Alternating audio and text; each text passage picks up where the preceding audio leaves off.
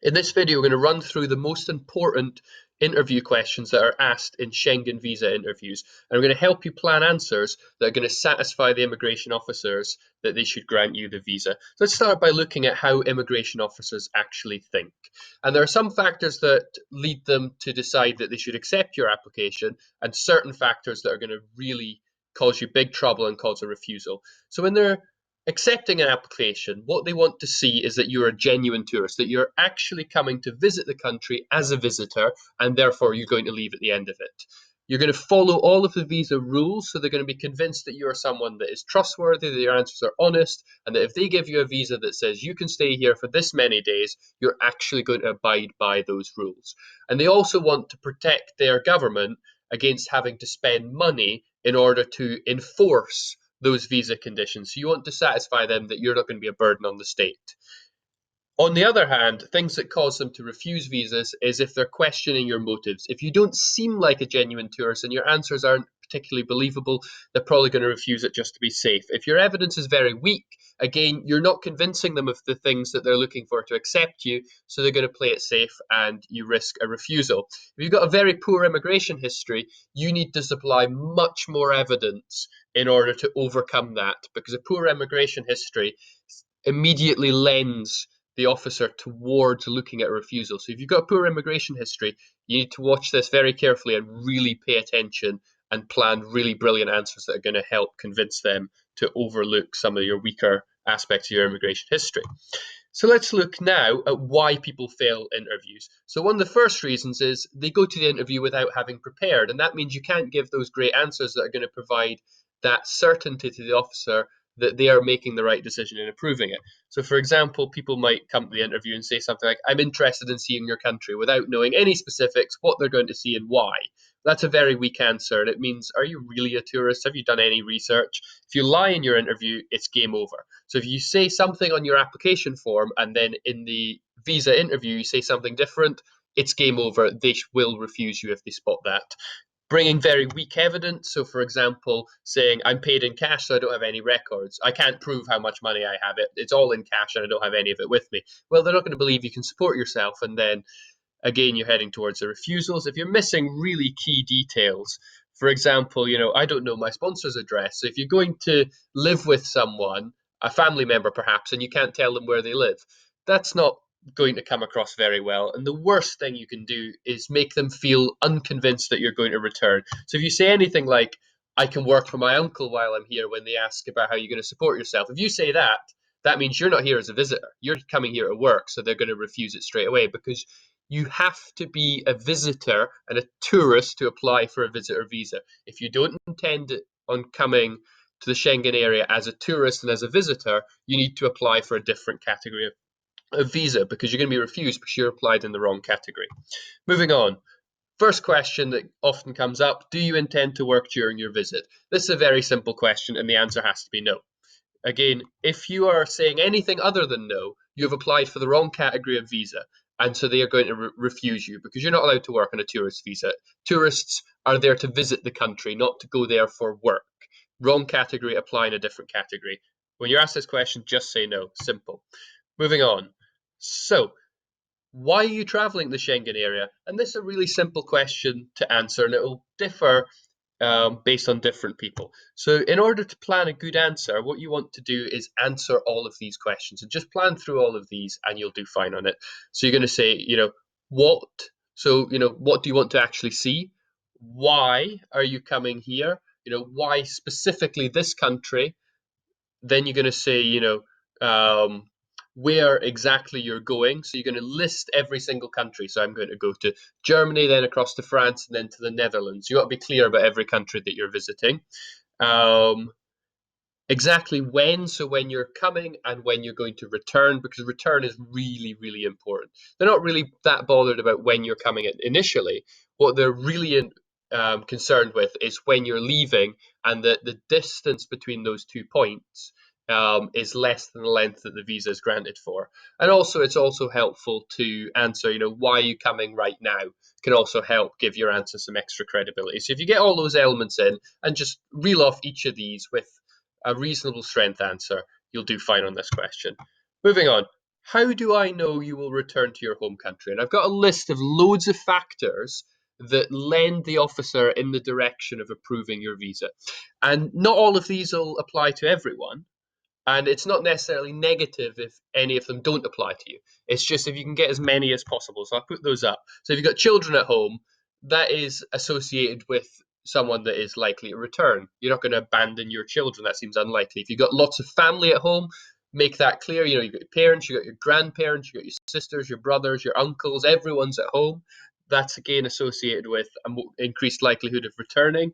If you have no family in the Schengen area, that is something that you should mention. If you have family, it's you of course don't you can't use that argument. But the fact that you have no family in the Schengen area and you've got loads of family at home, that's another thing that helps convince them you're going to return. Continuing employment's really good. If the employment's not continuing, it's not nearly as strong because if you just recently left your job and then you're applying for a Schengen visa, that's going to cause some extra scrutiny. So showing that you've got continuing employment. So I'm going to visit the Schengen area for 2 weeks and then I'm going straight back to the nice job that I've got at home. Well, that suggests that you're only going on a genuine holiday. If you can get some proof of that leave, that's really helpful. If you can afford it, a return flight is probably one of the strongest pieces of evidence you can have. But I understand that when you're applying for a visa that you don't know whether you're going to get it, booking a return flight is, of course, risky. So if you can afford it, it is a good piece of evidence, but it's definitely not essential in most cases.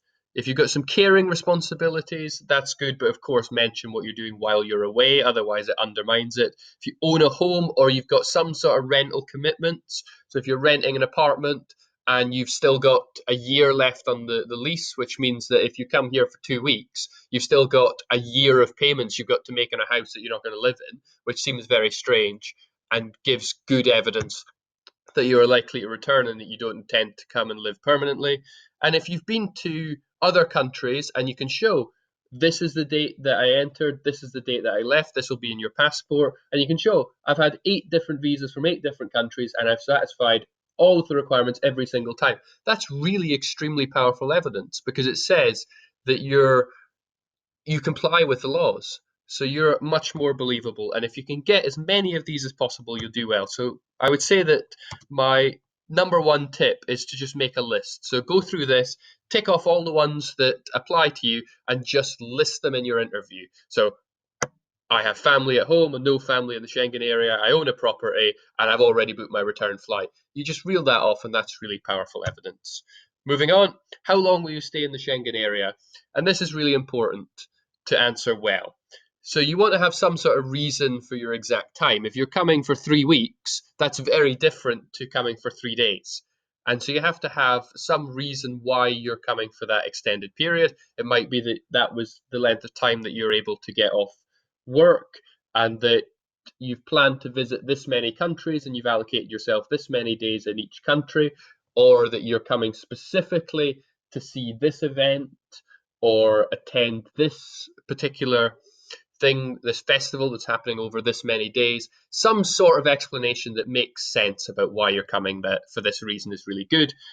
Make a big point of emphasizing the exact date that you're going to come back and how you're going to travel back. And most importantly, never lie. For example, if you put one thing on the application form and you say another thing in your interview, that is a big red flag and is going to cause you serious problems. And also, if you say in your interview, I'm coming for 3 days, and then when you actually come, you stay for 27 days, when you apply for Schengen visa in future, although you've met the visa requirements, it could cause some additional scrutiny. Moving on, have you ever applied for a visa before or been refused a visa? Simple question, you just answer it honestly. They will definitely check this, and if you lie on it again, that's deception and it will cause you serious problems. So realize that they will check. And if you've been refused a visa previously, you have to declare that. And also, what you should do is if the visa was refused because you made a silly mistake, that's a lot better. If it was refused because of deception, that's going to be a bigger problem.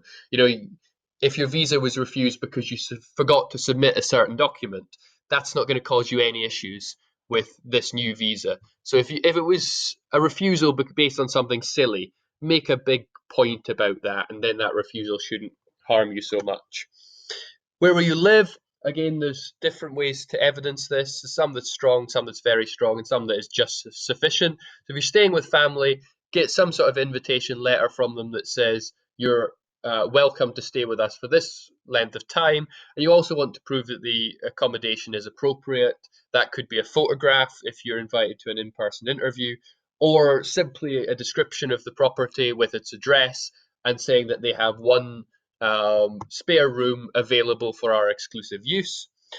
If you have already booked accommodation, that is extremely strong evidence, but of course it's risky because you haven't got the visa yet. So if it is booked for the exact duration of your visit, as you've written on the application form, then that's going to satisfy the officer that you're going to actually, one, be able to support yourself and you're living somewhere appropriate. The weakest form of evidence that is technically sufficient is to have what we call prospective accommodation. So you know where you're going to stay. So you know where, when, and why you plan to stay at this particular hotel, say, and you want to actually provide some evidence that you can actually afford it. So if you're saying you're going to stay in a five-star hotel and you don't have nearly enough money in your bank account, that's going to cause all sorts of problems and question your sanity. And let's move on to the final question. How will you support yourself? And I've given you a pyramid, and at the top is the strongest evidence, and at the bottom is the evidence that is just sufficient to get away with answering this question. So you want to have a clear idea of exactly how much your trip is going to cost. So the hotel is going to be this much, the flight's going to be this much, and each day I need to spend this much. Just those three numbers is a really great start. Add it all up and show that you have that amount of money in your bank account plus some extra money, and that's going to satisfy them that you can actually afford to support yourself for the duration of the visa. That is barely sufficient. It's a good start. Moving up the chain, if you've got lots of savings, if you had 100,000 in the bank, say dollars, and you're coming for 2 weeks, finance isn't going to be a particular issue, and you're not going to run into any troubles with that. So if you've got loads of savings, just bring some sort of evidence with that and have the number in your head. Booked and paid for means that you've booked all of the flights, you've booked all the accommodation, so there's no question about whether you'll be able to afford a return flight, and the government will have to pay for it and go through all of that. And it also convinced them the accommodation requirement. But again, you've not got the visa, so you may not want to risk that. But the most powerful piece of evidence is to show that your salary is going to be coming in and you've got a job to go back to. So you've got this recurring income that is able to support you as the strongest evidence. So hopefully this video has been very useful to you, and thank you very much for watching. Best of luck in your Schengen visa interview.